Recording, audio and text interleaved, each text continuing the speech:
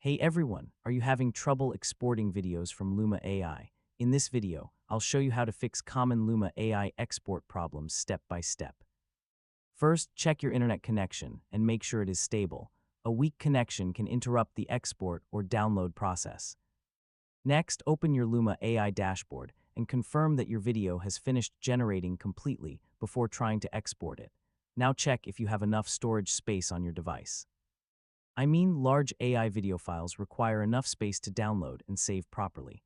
Next, refresh the Luma AI page and try exporting the video again. If the export button is not working, clear your browser cache and cookies, then restart your browser. Try using a different browser or disable extensions that may block downloads or interfere with the website.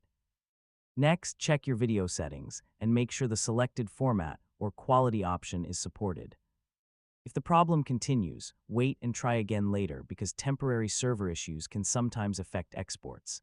Finally, contact Luma AI support if you're still unable to export your video.